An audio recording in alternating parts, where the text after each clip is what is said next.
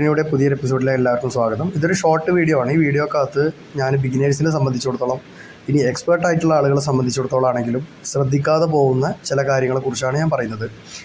ഈ time frame M2 ആണ് ഇതിലെ ടൈം ഫ്രെയിം. ഇതിനകത്ത് ഞാൻ കാണിക്കാൻ പോകുന്നത് നമ്മൾ ഇന്ന് എടുത്ത ഒരു ട്രേഡ് സ്റ്റോപ്പ് ലോസ് ഹിറ്റായതിൻ്റെ റീസണാണ്. ആക്ച്വലി അതൊരു പ്രോഫിറ്റബിൾ ട്രേഡ് എങ്ങനെ ലോസിലേക്ക് പോയി എന്നുള്ളതാണ് ഞാൻ കാണിക്കുന്നത്. ഇതിൻ്റെ പോസ്റ്റ്മോർട്ടം അല്ല നമ്മൾ നടത്തുന്നത്, നമ്മൾ ചെയ്ത ഒരു അബദ്ധം ആണ് ഞാനിവിടെ കാണിക്കുന്നത്. ഇതിനകത്ത് ആദ്യം ഞാൻ ഇതിൻ്റെ എൻട്രി റീസൺ ഞാൻ നിങ്ങൾക്കൊന്ന് പറഞ്ഞുതരാം. നിങ്ങൾക്ക് ഇവിടെ നോക്കിയാൽ കാണാം, ഇത് ഞാൻ നിങ്ങൾക്ക് പറഞ്ഞു തന്നെ നമ്മുടെ ഗ്രൂപ്പിലൊക്കെ ഒരുപാട് ഡിസ്കസ് ചെയ്തൊരു എൻട്രി മോഡലായിരുന്നത് SBR മോഡലാണ്. ഒരു സപ്പോർട്ടിൽ വന്നു, സപ്പോർട്ടിന് ബ്രേക്ക് ചെയ്തു, മാർക്കറ്റ് വീണ്ടും റീടെസ്റ്റ് വന്നിട്ടുണ്ടായിരുന്നു. ഈ റീടെസ്റ്റിൽ നമ്മൾ എൻട്രിക്ക് കയറി. റീടെസ്റ്റിനകത്ത് നിങ്ങൾക്ക് നോക്കിയാൽ കാണാം, നമുക്ക് കൃത്യമായൊരു റിജക്ഷൻ ക്യാൻഡിലും അതിനോടനുബന്ധിച്ച് ഒരു എൻഗൾഫിംഗ് പാറ്റേണും നമുക്കവിടെ തന്നിട്ടുണ്ട്. സോ നമ്മളവിടെ എൻട്രി പുഷ് ചെയ്ത ഉടനെ മാർക്കറ്റ് താഴത്തോട്ട് പോയിട്ടുണ്ടായിരുന്നു. നമ്മൾ ടാർജറ്റും സ്റ്റോപ്പ് ലോസും വെച്ചു, നമ്മുടെ പണിക്ക് പോയി. തിരിച്ചു വന്ന് നോക്കിയ സമയത്ത് നമ്മൾ കാണുന്നത് മാർക്കറ്റ് സ്റ്റോപ്പ് ലോസ് ഹിറ്റായി കിടക്കുന്നതാണ്.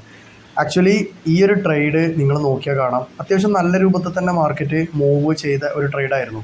നോക്കിയാൽ നമ്മൾ ഇവിടുന്ന് എടുത്തത് 33-38 എടുത്ത എൻട്രി എത്ര പോയിൻ്റ് താഴത്തോട്ട് മൂവ് ചെയ്തിട്ടുണ്ട്. 33-38 മുതൽ 33 ഏതാണ്ട് 32 വരെ മാർക്കറ്റ്, 32ൻ്റെ കുറച്ച് താഴെ 33-32 ഏതാണ്ട് 60 പിപ്പ് മാർക്കറ്റ് മൂവ് ചെയ്തു. 6 പോയിൻ്റ് മാർക്കറ്റ് മൂവ് ചെയ്തിട്ട് നമുക്ക് അത് പ്രോഫിറ്റിൽ ക്ലോസ് ചെയ്യാൻ പറ്റാതെ അത് പോയി സ്റ്റോപ്പ് ലോസ് അടിച്ചു. എന്തുകൊണ്ട്? നമ്മളിവിടെ ചിന്തിക്കേണ്ട കാര്യം, നമ്മൾ ലോജിക്കലി ആയിരിക്കണം ടാർജറ്റും സ്റ്റോപ്പ് ലോസും സെറ്റ് ചെയ്യേണ്ടത്. ഇവിടെ ഞാൻ ചെയ്ത അബദ്ധം, മാർക്കറ്റ് വലിയൊരു ഫാള് വരാൻ ചാൻസ് ഞാൻ പ്രതീക്ഷിച്ചുകൊണ്ടാണ് ഞാൻ ഒരു ബിഗ് ടാർജറ്റ് സെറ്റ് ചെയ്തിട്ടുണ്ടായിരുന്നത്. ഓക്കെ, ഈ ഒരു ബിഗ് ടാർജറ്റിനെ ഞാൻ സെറ്റ് ചെയ്തത് ഞാൻ ഹയർ ടൈം ഫ്രെയിം അനാലിസിസ് നടത്തും. മാർക്കറ്റ് ഇറങ്ങിക്കൊണ്ടിരിക്കുന്നത് ഓ ടൈം ഫ്രെയിമിനകത്ത് നമ്മൾ പുഷ് ചെയ്തൊരു എൻട്രി ആയിരുന്നു. നിങ്ങളിവിടെ നോക്കിയാൽ കാണാം, എൻട്രി മോഡൽ വളരെ പെർഫെക്റ്റ് ആണ്. Support, breakout, then retest, support become resistance, then നമ്മുടെ കൺഫർമേഷനായ റിജക്ഷൻ, ദെൻ അതിനെ കണ്ടിന്യൂസ് എന്നുള്ള നിലക്ക് ഒരു എൻഗൾഫും. ഇത്രയും സാധനം നമുക്കിവിടെ കിട്ടിക്കഴിഞ്ഞാൽ നമുക്കവിടെ എൻട്രി പുഷ് ചെയ്യാം. അപ്പോൾ നമ്മുടെ സ്റ്റോപ്പ് ലോസ് എവിടെ ഇരിക്കണം? നിങ്ങളവിടെ കാണാം, നമ്മുടെ സ്റ്റോപ്പ് ലോസ് ഹിറ്റായ ഏരിയയാണ് ഈ ബ്ലൂ കളറിൽ കാണുന്നത്. നമ്മൾ എടുത്ത ഏരിയയാണ് ഈ റെഡ് കളറിൽ കാണുന്നത്. നമ്മളിവിടെ stop loss just above the last swing high അല്ലേ, ആ റിജക്ഷൻ എല്ലാം ജസ്റ്റ് എബോവ് വെച്ചാൽ മതി. കാരണം വളരെ ചെറിയ ദൂരമേ ഉള്ളൂ. ഇതിൻ്റെ തൊട്ട മുകളിൽ നമ്മൾ സ്റ്റോപ്പ് ലോസ് വെച്ചാൽ നമുക്ക് ആകെ എത്ര കിട്ടുക? 33-41. ഇനി അങ്ങനെയൊന്നും നോക്കണ്ട, നിങ്ങൾ അതിൻ്റെ അകത്ത് ബാക്ക് സൈഡിൽ കോളങ്ങൾ നിങ്ങൾക്ക് കാണാൻ പറ്റുന്നുണ്ടാവും അല്ലേ. ചെയ്യാൻ പറ്റുന്നൊരു കാര്യം, നമ്മുടെ ആ കള്ളികളൊന്ന് റേഞ്ച് കാൽക്കുലേറ്റ് ചെയ്താൽ മതി.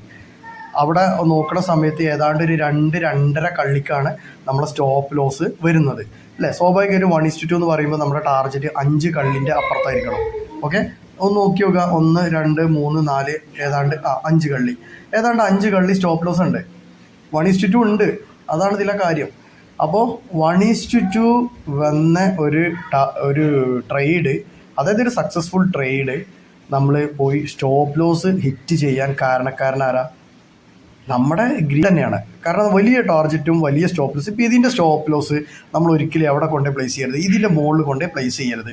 സ്റ്റോപ്പ് ലോസ് ഒരു കാരണവശാലും ഹിറ്റ് ചെയ്യരുത് എന്ന് വിചാരിച്ചിട്ട് അതിൻ്റെ അവിടെ കൊണ്ടേ പ്ലേസ് ചെയ്യാൻ നിൽക്കരുത്. എന്തുകൊണ്ട്? അതിൻ്റെ ആവശ്യമില്ല. ലോസ് അടിച്ചാൽ നല്ല ലോസാണ്. ഇവിടെയാണ് അതിൻ്റെ സ്റ്റോപ്പ് ലോസ്. സോ നമുക്ക് 1:2 ടാർജറ്റ് കിട്ടും. അപ്പോൾ ഞാൻ പറയുന്നത്, നമ്മുടെ അനലൈസ് ഇവിടെ വന്നിട്ടുള്ളത് നമ്മൾ M2ലാണ് 2 മിനിറ്റിൽ ഏറ്റവും ലോ ടൈം ഫ്രെയിമിൽ നമ്മൾ എടുക്കുന്ന എൻട്രികൾ, അതല്ലെങ്കിൽ അതിൽ അനലൈസ് ചെയ്തിട്ട് നമുക്ക് കിട്ടുന്ന ആ ഒരു പാറ്റേൺ അനുസരിച്ച് നമുക്ക് കിട്ടുന്ന എൻട്രികൾ, അതിനനുസരിച്ച് ദൂരം മാത്രമേ നമ്മൾ എക്സ്പെക്റ്റേഷൻ ചെയ്യാൻ പാടുള്ളൂ. ചെറിയ സ്റ്റോപ്പ് ലോസേ നമ്മൾ വെക്കാനും പാടുള്ളൂ. അതിൻ്റെ ഒരു 1:2 മാത്രമേ നമുക്ക് ടാർജറ്റ് വെക്കാൻ പാടുള്ളൂ. എവിടെയെങ്കിലും പോയിട്ട് ബ്ലൈൻഡായിട്ട് എടുക്കുകയല്ല. ഞാനിപ്പോൾ നേരത്തെ നിങ്ങൾക്ക് പറഞ്ഞൊന്ന് എൻട്രി ക്രൈറ്റീരിയ ഇത്രയും കാര്യങ്ങൾ ഇതിനകത്ത് വന്നിട്ടാണ് നമുക്ക് ആ ട്രേഡ് പുഷ് ചെയ്യാൻ വേണ്ടി പറ്റിയിട്ടുള്ളത്. അപ്പോൾ ഒന്നാമത്തെ ആ ഒരു സാധനം നമുക്ക് ഇത് അടിച്ചിട്ടുണ്ടായിരുന്നു, സ്റ്റോപ്പ് ലോസ് അടിച്ചിട്ടുണ്ടായിരുന്നു. ഓക്കെ, അപ്പോൾ ഇത്രയും കാര്യങ്ങളാണ് നമുക്കിവിടെ ഇങ്ങോട്ട് പറയാനുള്ളത്. ജസ്റ്റ് ഒരു ഓർമ്മപ്പെടുത്തൽ മാത്രമാണ്. സ്റ്റോപ്പ് ലോസ് വെക്കുമ്പോൾ ലോജിക്കൽ സ്റ്റോപ്പ് ലോസ് വെക്കുക. അതിൻ്റെ ഒരു 2% നമ്മൾ എന്ത് ചെയ്യുക? ടാർജറ്റും വെക്കുക. That means 1:2. നമ്മൾ സേഫാണ്. ഇപ്പോൾ നിങ്ങൾ നോക്കിയേ, നമ്മൾ ഉദ്ദേശിച്ച പോലെ തന്നെ മാർക്കറ്റിൻ്റെ ആ ഫാള് തുടങ്ങിയിട്ടുണ്ട് ഇവിടെ, കണ്ടോ? അപ്പോൾ ഈ ഒരു ഫാളായിരുന്നു നമ്മൾ മുന്നേ പ്രതീക്ഷിച്ചത്. ഏതായാലും പറഞ്ഞിട്ട് കാര്യമില്ല.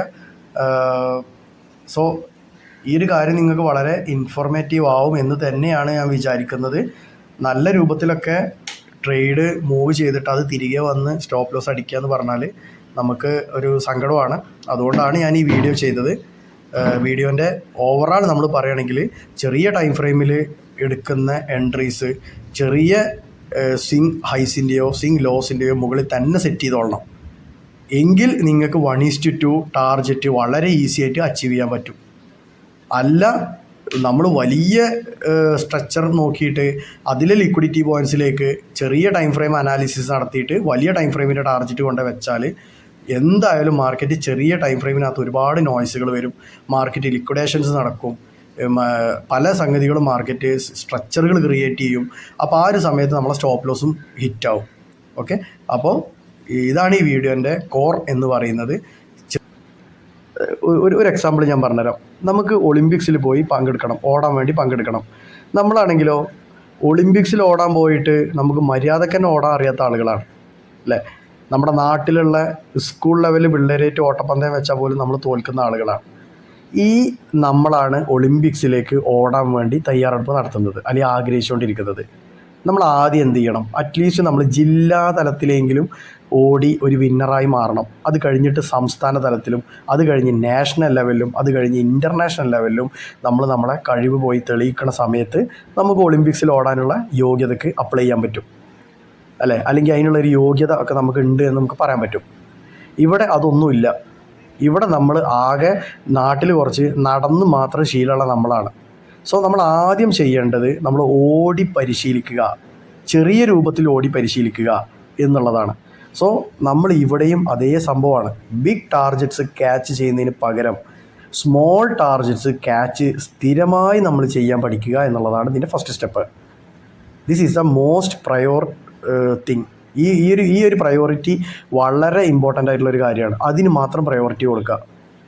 ഓക്കെ, ആദ്യം നമ്മൾ ജില്ലാ തലത്തിൽ ഒരു കഴിവ് തെളിയിക്കണം ജില്ലാ തലത്തിൽ. അത് കഴിഞ്ഞിട്ട് നമ്മൾ സ്റ്റേറ്റ് ലെവലിലേക്ക് പോവാം.